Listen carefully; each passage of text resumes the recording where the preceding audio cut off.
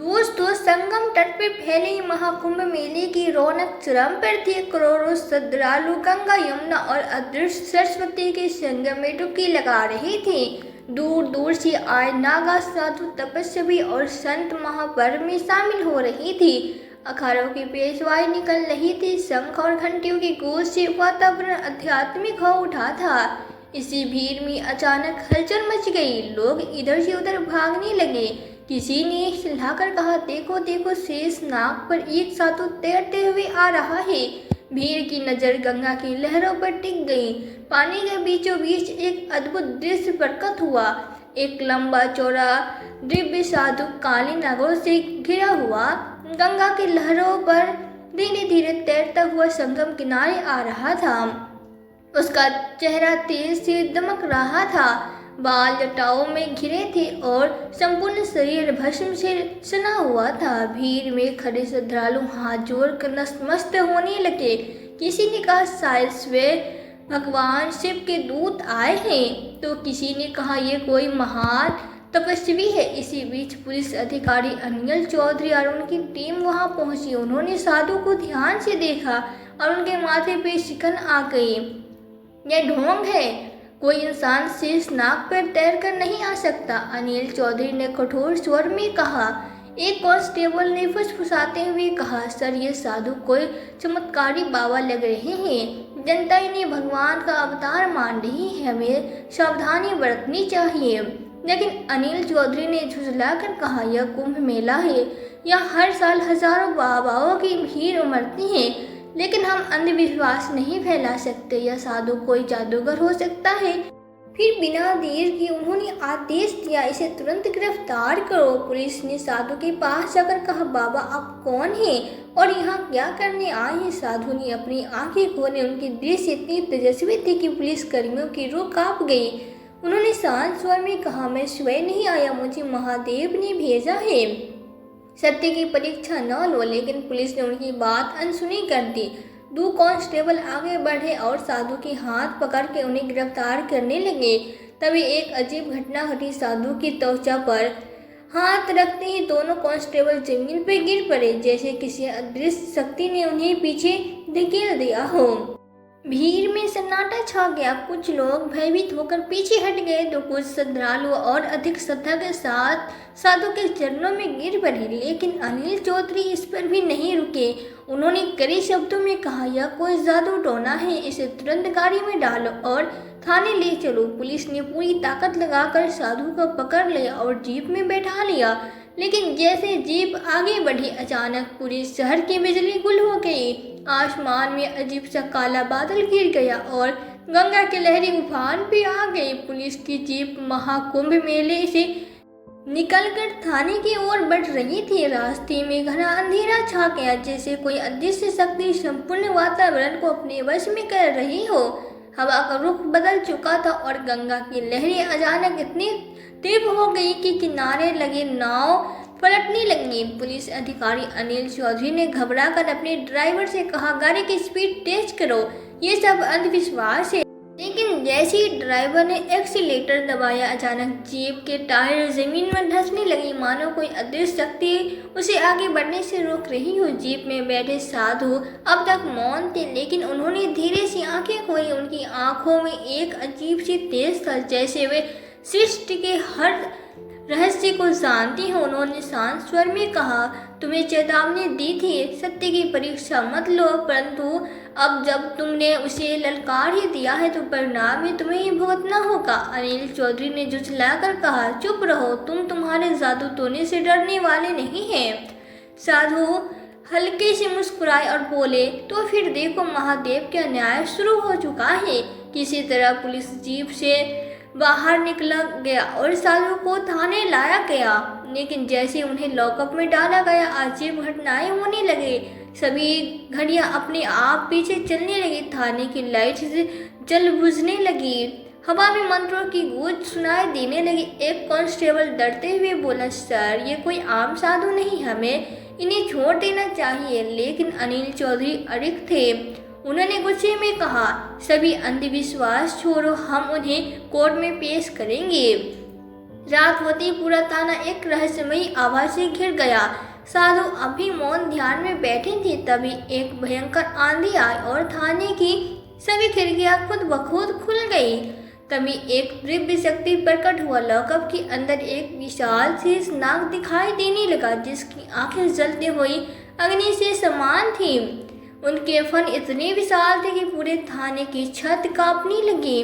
Police कर्मी डर के मारे नीचे गिर पड़े और कुछ बेहोश हो गए। अनिल चौधरी हक्का बक्का रह गया। उन्होंने डरते हुए साधु की ओर देखा, जो अभी शांत थे। साधु ने धीरे से कहा, अभी समय है, महादेव के न्याय को स्वीकार कर लो, नहीं तो महाकाल स्वयं प्रकट होंगे। पुलिस थाने के अंदर फैले रहस्यमय माहौल ने सभी को भयभीत कर दिया था। लॉकअप में साधु अभी ध्यान मगन थे, लेकिन उनकी उपस्थिति से पूरा थाना एक द्रव्य ऊर्जा से घिर चुका था। थाने के बाहर हजारों लोग जमा हो चुके थे। अफवाह फैल गई कि जिस साधु को पुलिस ने गिरफ्तार किया वो कोई साधारण व्यक्ति नहीं, बल्कि स्वयं महादेव के दूत हैं। अनिल चौधरी, जो अब तक खुद को तर्कवादी समझते थे, घबराने लगे। उन्होंने कांस्टेबल से कहा, यह सब तुम्हारी कल्पना है, शायद कोई आर्टिकल एंजियोजन हो जाओ। देखो कि लॉकअप में क्या हो रहा है। डरते डरते एक कांस्टेबल साधु के पास गया। उसने जैसे ही लॉकअप का दरवाजा खोला, अचानक बिजली की गड़गड़ाहट हुई और एक जोरदार झटका लगा। वो कांस्टेबल जोर से चीखते हुए पीछे गिर पड़ा। भीतर का दृश्य अकल्पनीय था। साधु के चारों ओर नागों का एक विशाल भवन बन चुका था। उनकी आंखें खोलते पूरा थाना दिव्य प्रकाश से नहा गया। साधु ने धीरे से कहा, मुझे बंधन में रखने का प्रयत्न मत करो, मैं स्वयं नहीं महादेव का आदेश लेकर आया हूँ। अब तक कांस्टेबल और अन्य पुलिसकर्मी साधु के चरणों में गिर चुके थे, लेकिन अनिल चौधरी अभी भी अड़िग थे। उन्होंने हिम्मत जुटाकर पूछा, आखिर तुम हो कौन? साधु ने मुस्कुराकर जवाब दिया, अब अन्याय अपनी सीमा लांघ जाता है, कब उसे रोकने के लिए महादेव के दूत प्रकट होते हैं। मैं वही हूँ जिसे तुमने ढोंगी समझ कर गिरफ्तार किया, लेकिन अब असत्य प्रकट होने का समय आ गया है। भीड़ में खड़े एक वृद्ध पुजारी ने चिल्लाकर कहा, अरे ये तो वही महामंडलेश्वर स्वामी नागेश्वरानंद है, जो वर्षों से कैलाश पर तपस्या कर रहे थे। अब तो पुलिस के हाथ पांव फूलने लगे। किसी ने फुसफुसाते हुए कहा, अगर ये सच में महामंडलेश्वर जी है तो हमने बहुत बड़ा पाप कर दिया है। लेकिन अनिल चौधरी को अभी भी अपनी बुद्धि पर भरोसा था। उन्होंने साधु को घूरते हुए कहा, अगर तुम सच में दिव्य शक्ति हो तो खुद को इस लॉकअप से मुक्त करके दिखाओ। साधु मुस्कुराए और बोले, क्या तुम सच में परीक्षा लेना चाहते हो? ठीक है, महादेव की शक्ति से प्रकट होगी। साधु ने धीरे से अपनी आंखें बंद किया और ओम नमः शिवाय का उच्चारण किया। अचानक पूरा थाना थर जोर जोर से हिलने लगा, जैसे भूकंप आ गया हो। तभी एक अद्भुत दृश्य प्रकट हुआ। लॉकअप का दरवाजा बिना किसी प्रयास के खुल गया। साधु के चारों ओर एक दिव्य आभा प्रकट हुई और पूरा थाना स्वयंमय हो गया। तभी पुलिस कर्मियों ने डरकर हाथ जोड़ लिए। थाने से बाहर खड़ी भीड़ यह सब देख रही थी और अभी जोर जोर से हर हर महादेव के नारे लगाने लगे। पुलिस थाना अब किसी युद्ध के दौरान जैसा प्रतीत हो रहा था। चारों ओर हाहाकार मच चुका था। साधु के चारों ओर फैले दिव्य आभा और जेल का बिना छुए खुल जाना, यह सब देखकर पुलिस कर्मियों के होश उड़ गए। बाहर खड़ी भीड़ हर हर महादेव के जयकारों से थाने के दरवाजे हिला रही थी। लेकिन सबसे ज्यादा घबराया हुआ था पुलिस अध्यक्ष अनिल चौधरी, जिसने साधु को गिरफ्तार करने का आदेश दिया था। अनिल चौधरी ने घबराकर अपनी पिस्तौल निकाली और साधु की ओर तान दी। ये सब मुझे बेवकूफ़ बनाने का कोई तरीका है, मैं नहीं बनना मानता किसी चमत्कार को। साधु ने उसकी ओर देखा। उसकी आंखों में ऐसा तेज था कि अनिल चौधरी कांप उठा। साधु ने शांत स्वर में कहा, अनिल, तेरा अहंकार तुझे विनाश की ओर ले जा रहा है, अभी भी समय है, संभल जा। लेकिन अनिल चौधरी पर अहंकार हावी था। वो गुस्से में चिल्लाया, अगर तू सच में कोई चमत्कारी शक्ति है तो मुझे रोक कर दिखाओ। जैसे ही उसने पिस्तौल का ट्रिगर दबाना चाहा, उसका हाथ बर्फ की तरह ठंडा पड़ गया। पिस्तौल अचानक उसके हाथ से छूटकर जमीन पे गिर पड़ी। उसी समय एक जोरदार बिजली कड़की और पूरा थाना अंधेरे में डूब गया। तभी साधु ने धीरे से अपने नेत्र खोले और उसकी आंखों से एक दिव्य प्रकाश निकले। थाने की छत अचानक कांपने लगी। सभी ने ऊपर देखा, एक विशाल शेष नाग प्रकट हो चुका था।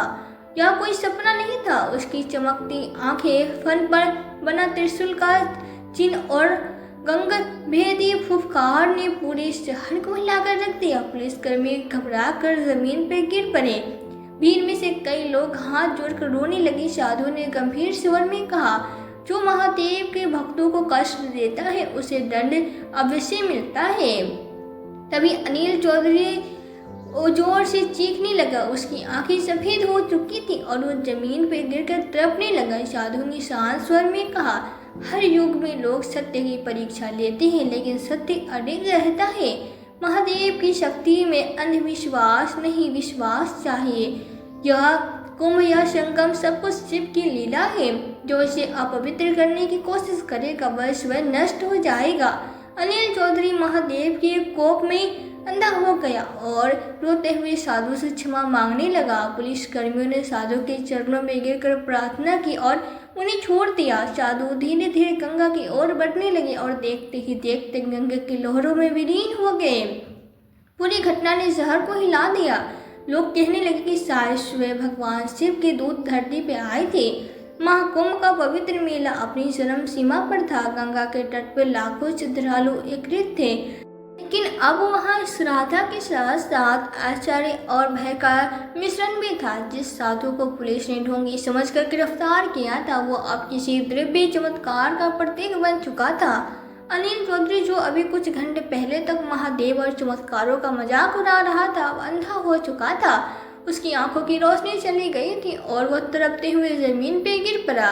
वो जोर जोर से रोने लगा, हे महादेव, मैंने अज्ञान में आपकी परीक्षा ली, मुझे क्षमा करें।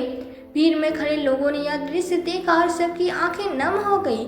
साधु, जो अब तक मौन थे, उन्होंने धीरे से अपनी आंखें खोली। उनके चेहरे पर शांति और तेज का अद्भुत मिश्रण था। उन्होंने शांत स्वर में कहा, पश्चाताप से बड़ा कोई तप नहीं। जो सच्चे हृदय से अपनी भूल स्वीकार करे उसे महादेव क्षमा कर देते हैं। यह कहकर उन्होंने गंगा जल अपनी हथेली में लिया और उसे अनिल चौधरी की आंखों पर छिड़क दिया और तभी एक चमत्कार हुआ। जैसे गंगा जल अनिल चौधरी की आंखों पर पड़ा, उसकी आंखों की रोशनी लौट आई। वो सतर्क रह गया। उसने पहले अपने हाथों को देखा, फिर साधु की ओर देखा। उसकी आंखों से अश्रुधारा बह निकली। उसने साधु के चरणों में गिरकर कहा, आप कौन है प्रभु? क्या आप शिव महादेव के दूत हैं? साधु मुस्कुराए और बोले, महादेव हर जगह है, हर कण में है, बस विश्वास की दृष्टि होनी चाहिए। यह कहकर साधु धीरे धीरे गंगा की ओर बढ़ने लगे। लाखों लोग उन्हें निहार रहे थे। कोई हाथ जोड़ रहा था, कोई उनके चरणों में गिर रहा था, लेकिन साधु आगे बढ़ते गए। जैसे उन्होंने गंगा में प्रवेश किया, गंगा की लहरों ने उन्हें अपनी गोद में समा लिया और देखते ही देखते साधु अदृश्य हो गए। लोगों ने चारों ओर देखा, लेकिन अब वहाँ केवल गंगा की पवित्र लहरें बह रही थी। हजारों लोगों ने उसी समय गंगा स्नान किया। पूरा मेला हर हर महादेव के जयकारों से गूंज उठा।